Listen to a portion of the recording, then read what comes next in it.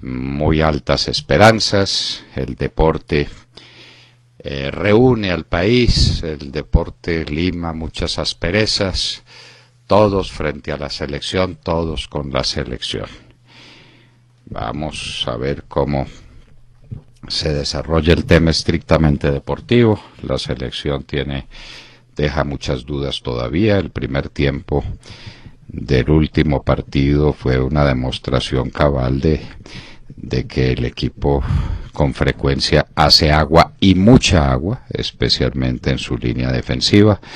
No ha encontrado un 10 definitivo, pero lo que hizo en Barranquilla fue sencillamente increíble, increíble.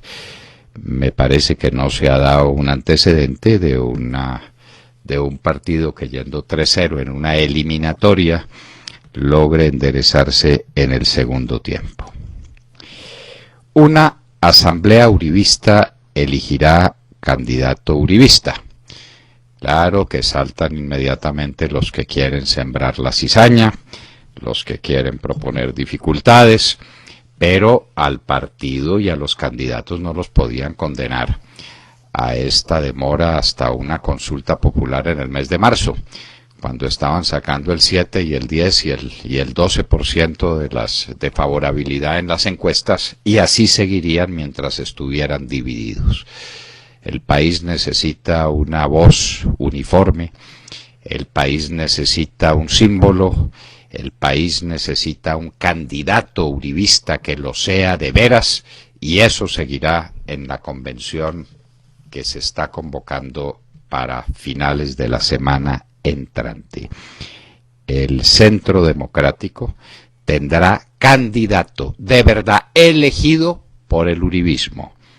Lo que pasa es que hay muchos que se le apuntan a la consulta popular porque quieren elegir el candidato uribista desde otras vertientes. Lo que ya pasó, lo que se conoce, la consulta popular es una invitación a que los enemigos del partido y los enemigos del candidato elijan su candidato opositor, es decir, el más débil, el más frágil, el que más convenga a los enemigos del partido. Con pena y sin gloria, terminó la 15ª ronda de conversaciones en La Habana. Tanto el gobierno como las FARC se acusan, acusaciones recíprocas de lado y lado. ¿Qué es lo que hay? O una de dos: un teatro hábilmente montado para salir a última hora con la solución y para dar la noticia de que se salvaron los diálogos milagrosamente y para producir un hecho político, o, lo que todo parece indicar, el gran desastre que se había previsto desde el comienzo. Las FARC insisten en que quieren tratar temas que se desprenden de la introducción en el documento que ellas firmaron. Ese documento tiene una parte introductoria o motiva o de antecedentes que desemboca en 6 puntos que deberían tratarse. Las FARC insisten en que el documento hay que tratarlo todo entero. El gobierno insiste en que no hay que tratar todo entero el documento, sino la parte relativa a los puntos que se iban a tomar expresamente. Eso lo advertimos desde el primer día, lo dijimos el primer día, lo estamos anunciando desde el primer día. El gobierno lo descubre ahora. Ocurrió todo en uno. La policía desarrolló un operativo mal desarrollado con un par de borrachos en una camioneta. Luego viene que el borracho se despierta, sale corriendo por todas las calles de Bogotá, no causó una tragedia de milagro. El ejército. Aquí pues vino el punto culminante de todo este espectáculo.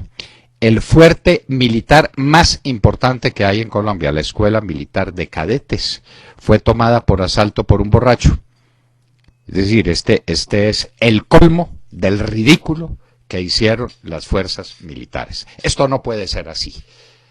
La Escuela Militar de Cadetes se la toma un borracho en una camioneta.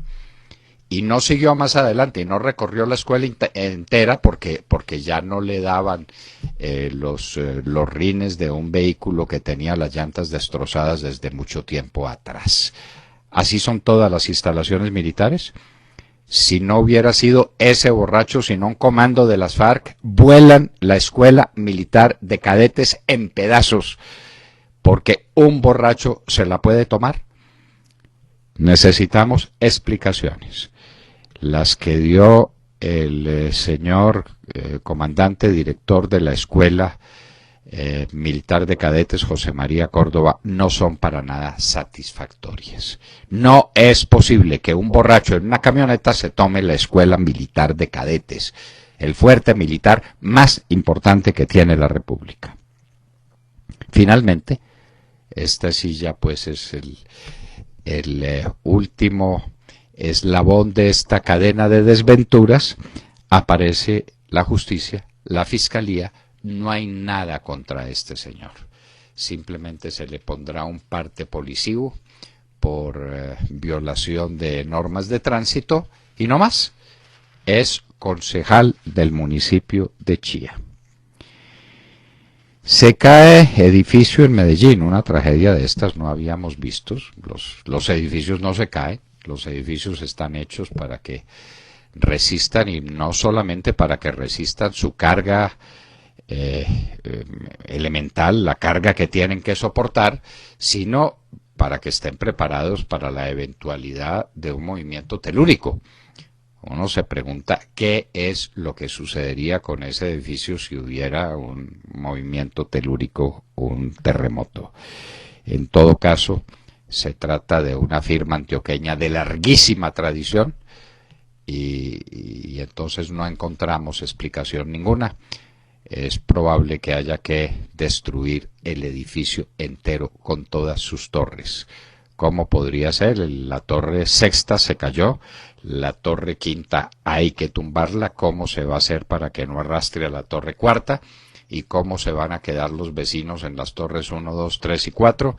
Esto es un lío de unas proyecciones mayúsculas. Jesús Aníbal Gómez es el nombre del nuevo beato colombiano. Fue asesinado, dirían fusilado, en la Guerra Civil Española. En esa Guerra Civil Española los comunistas asesinaron de la misma manera que al beato Jesús Aníbal Gómez más de 5.000 sacerdotes. Fueron muertos porque había que matarlos, y los mataban y los sacrificaban. Jesús Aníbal Gómez dio ejemplo de todas las virtudes de un sacerdote, de un estudiante para el sacerdocio. Un hombre ejemplar, un joven cuyos pasos hay que seguir muy de cerca. Jesús Aníbal Gómez, beatificado por la Iglesia Católica Universal. Él chocó otra vez en poder de las FARC. Hay bloqueos, hay hostigamientos, hay amenazas. Parece que él chocó en el día de hoy. Si las cosas continúan como venían de este fin de semana, otra vez se quedará sin movilización y volveremos a ver el espectáculo de unas FARC que se toman un departamento como ese cuando les viene en gana. Atacado tren del Cerrejón, 43 vagones afectados. Volada también una torre de energía en Dibuya, en La Guajira. Y a propósito de La Guajira, la captura de su gobernador, Kiko Gómez, fue sencillamente cinematográfica. Y uno se pregunta qué sucede en La Guajira, cómo actuaron las fuerzas de policía. El CTI se queja amargamente, dice que la policía no solamente no apoyó, sino que obstaculizó la captura del gobernador, y las acusaciones contra el Kiko Gómez son escalofriantes. Vamos a ver qué sucede, o si este es un traspiés de la política en ese departamento o es la demostración de que algo muy mal huele en el departamento de La Guajira.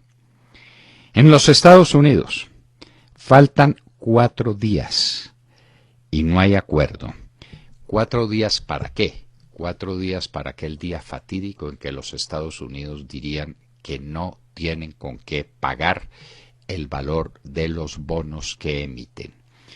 se quedarían sin valor en el aire los papeles sobre los que se soporta toda la economía mundial, que son los papeles que emite el gobierno de los Estados Unidos. La situación es tan grave, tan dramática, que nadie parece creer que en serio pueda ocurrir semejante cosa.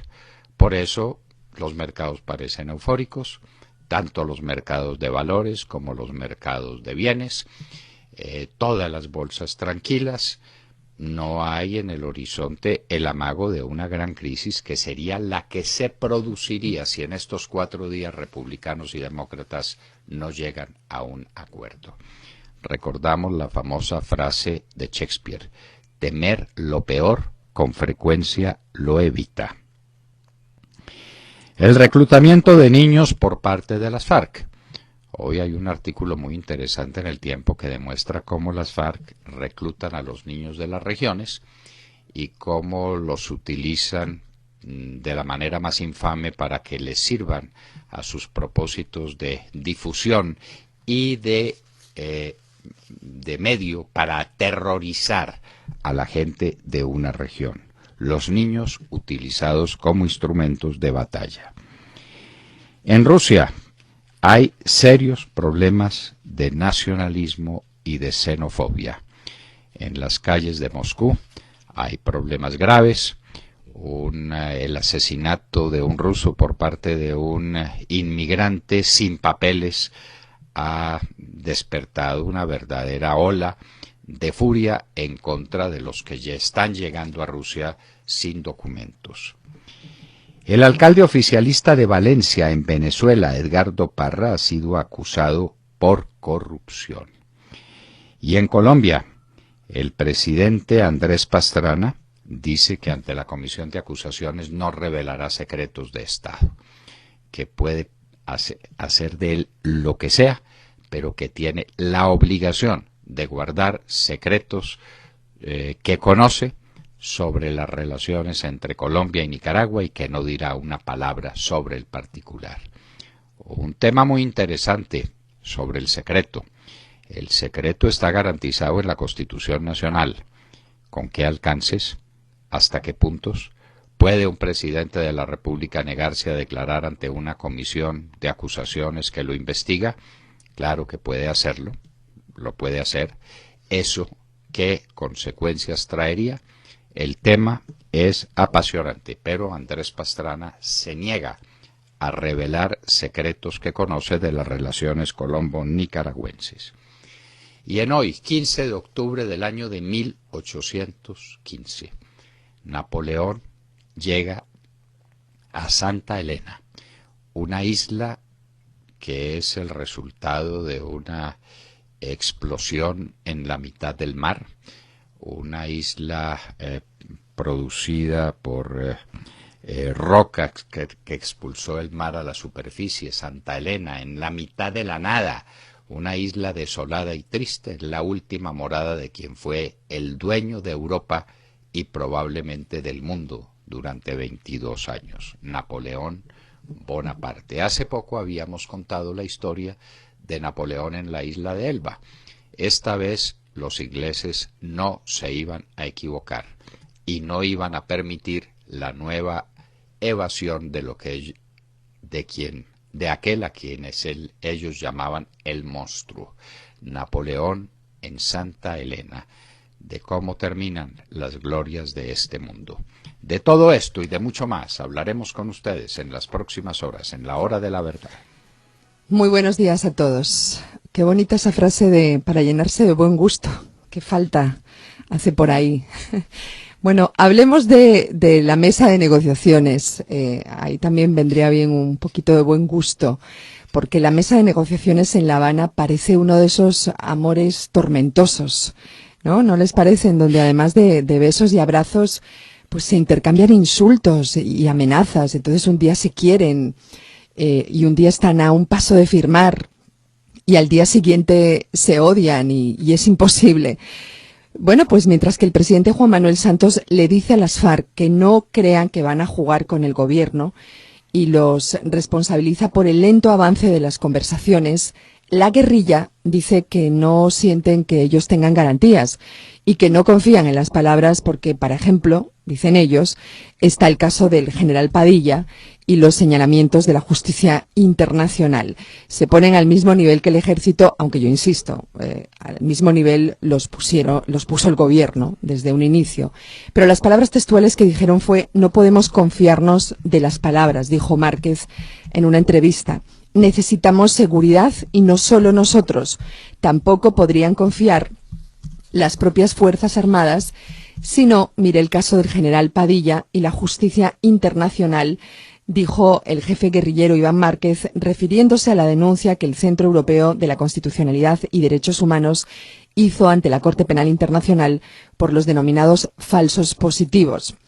Respecto a la lentitud en las conversaciones, las FARC culpan y no asumen su responsabilidad y acusan al gobierno con el discurso de siempre. Dicen que hablan del modelo capitalista que presiona a la gente. Dicen también que no sienten garantías para participar en cualquier campaña electoral y que no lucharon tantos años y durante tanto tiempo para entregarse por nada, que así no son las cosas. En definitiva, yo diría que amores tormentosos en medio de atentados y secuestros y una reelección que presiona una firma en la mesa de negociaciones que muchos no vemos ni clara, ni viable, ni posible. Yo lo veo frío, veo esas relaciones muy frías, no sé ustedes. Muy frías, muy distantes y muy erráticas, porque todos los días dicen cosas distintas, lo que sería de suponer, pero contradictorias, lo que no es aceptable, porque una cosa no puede ser y no ser al mismo tiempo, es un principio elemental de lógica. Pues en esas contradicciones viven el gobierno y las FARC. No sé por qué hacen referencia al caso del general Padilla, que no ha sido llevado a los tribunales internacionales ni ante los tribunales colombianos, porque contra él, que se sepa, no hay ninguna acusación ni en Colombia ni en el exterior. Ese fue un escándalo de una revista alemana, y pues de los escándalos sí nadie puede estar vacunado. Le hicieron el escándalo al general Padilla, no sabemos si por ir contra él o por seguir más arriba en la escala, es decir, contra el ministro de Defensa de entonces, Juan Manuel Santos, y contra el presidente Álvaro Uribe Vélez, y entonces lo acusan de 2.000 asesinatos, de 2.000 falsos positivos. Eso es un escándalo, Montserrat, eso es un escándalo periodístico de esas ONGs que tienen su réplica aquí en Colombia en el colectivo de abogados, pero eso no es la justicia internacional. Pero sí tienen razón en que un acuerdo en Colombia, un acuerdo de impunidad, no los vacuna contra la justicia internacional. Porque no puede haber amnistía, indulto, ni ninguna otra medida equivalente a aquellas dos en respecto a personas que han cometido delitos llamados de lesa humanidad o delitos de guerra o delitos de los que consideran no amnistiables ni indultables la ley internacional y los tratados internacionales. Eso es cierto. Eso es cierto, de manera que si están mostrando preocupación por eso lo han podido mostrar desde el primer día, porque las leyes internacionales... Yo creo, doctor Londoño, que muestran preocupación y pienso, al igual que comentaba nuestro compañero Alejandro, que es también una técnica, ¿no? Igualarse, equipararse al ejército, que pues que yo insisto que no es algo que han hecho las FARC, lo ha hecho también el propio gobierno de alguna forma, y es una técnica, ¿no?, para negociar, pero siento mucho miedo y mucha desconfianza por parte de las FARC. Yo creo que ellos saben que en caso de una firma no tienen garantizado que se cumpla realmente, y lo dijeron ellos con palabras textuales: no creemos en las palabras. No, entonces, sobre todo que se cumpla textualmente aquello de que no irían a la cárcel. Pero no es tanto una técnica, Monse o doctor Londoño y compañeros de la mesa, es más un argumento falaz, por el temor precisamente que tienen ellos de evitar el peso de la justicia internacional, y obviamente es un argumento por una movida equivocada del gobierno, como haber entregado y haber dicho que los militares también podrían ser susceptibles de estas amnistías e indultos que buscaba. Es un argumento equivocado del gobierno y eso es un papayazo que se le dio a la guerrilla, y la guerrilla en su temor de que se le aplique con todo el rigor la justicia internacional llega a proponer este argumento a la mesa que me parece completamente equivocado, porque nuestros militares tienen un honor y una dignidad por defender a nuestros ciudadanos. Bueno, pero ese es otro tema, el tema de los militares. Lo cierto es que ellos no pueden proponer en la mesa porque la mesa no les puede garantizar nada. ¿Quién les garantiza a los comandantes de las FARC? Todos asesinos de lesa humanidad, todos, sin excepción ninguna, que no los va a pedir la Corte Penal Internacional para juzgarlos si Colombia no los quisiera juzgar. Ahí se cumple la condición elemental para que obre la justicia internacional, y es que el país de origen no pueda o no quiera juzgarlos, los pide la Corte Penal Internacional. En eso tienen toda la razón. Pero ¿por qué no lo vieron el primer día? ¿Y por qué el gobierno ha tratado de buscar mil subterfugios para que esa justicia internacional no funcione? Y entonces le pide conceptos al fiscal. Entonces el fiscal habla de suspensión de la pena. Y entonces la Corte Penal Internacional dice, eso no puede ser así. La cárcel tiene que ser real y efectiva. Es decir, el castigo tiene que seguirse a la comprobación de delitos de lesa humanidad. De manera que si es por eso, pues tarde se despertaron, ¿no les parece? Bueno. Sí, tarde y por ese motivo yo creo que no promete mucho la mesa. Cualquier firma... no, yo claro, no creo realmente que salgan con ninguna firma en estos momentos. No, tiene razón. Si ellos están buscando la impunidad plena, pues... si por eso se despertaron, que se vuelvan a dormir. Bueno, pero no, eso lo dijeron. Ellos dijeron que no quieren estar ni un solo día en la cárcel. Es evidente que quieren impunidad plena, ¿no? Y lo han repetido. Y el gobierno ha tratado de decirles que sí, que no irían a la cárcel ni un solo día. No se los puede decir. ¿Qué le vamos a hacer?